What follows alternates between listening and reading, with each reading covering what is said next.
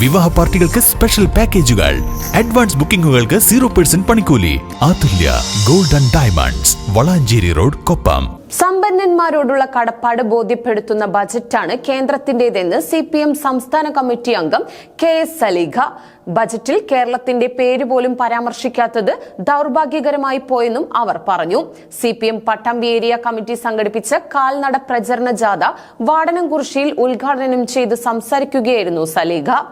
സമ്പന്നന്മാർക്ക് കോട്ടമുണ്ടാകാതെ ഓരോ ബജറ്റുകളും അവതരിപ്പിച്ചുകൊണ്ട് മുന്നോട്ട് പോകുക എന്ന അവരുടെ സമ്പന്നരോടുള്ള കടപ്പാട് ബോധ്യപ്പെടുത്തുന്നതാണ് അവരുടെ ബജറ്റുകൾ എന്നത് ഈ അവസാനത്തെ ബജറ്റും ബോധ്യപ്പെടുത്തിയിരിക്കുന്നു.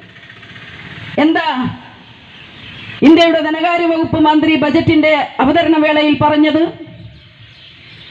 ഇന്ത്യ രാജ്യത്തെ പൊതുമേഖലാ സ്ഥാപനങ്ങൾ വിറ്റുകൊണ്ട് പൊതുമേഖലയിൽ വലിയ രൂപത്തിലുള്ള സ്വകാര്യവൽക്കരണം നടക്കുകയാണ്.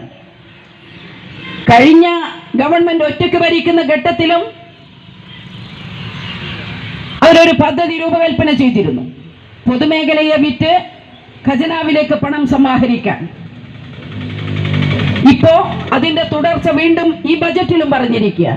അന്ന് 6 ലക്ഷം കോടിയാണ് പറഞ്ഞതെങ്കിൽ ഇത്തവണ ധനകാര്യ വകുപ്പ് മന്ത്രി പറഞ്ഞത് 10 ലക്ഷം കോടി രൂപ ആ നിലയിലേക്ക് നാഷണൽ എൻട്രപ്രൈസസ് പൈപ്പ് ലൈൻ പദ്ധതിയിലൂടെ ഞങ്ങൾ സമാഹരിക്കും. എങ്ങനെയാണ് സമാഹരിക്കുന്നത്?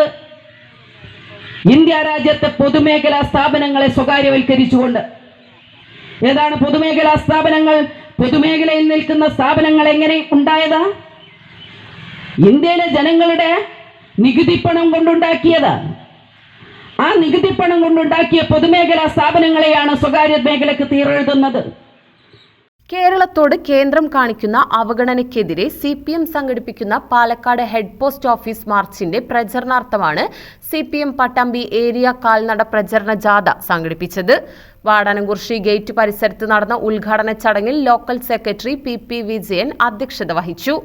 NP വിനയകുമാർ, ജാഥ captain T Gopalakrishnan, TK Narayanadas, Subaida Ishaq, AV Suresh, TV Girish, K Ashokan തുടങ്ങിയവർ പങ്കെടുത്ത് സംസാരിച്ചു.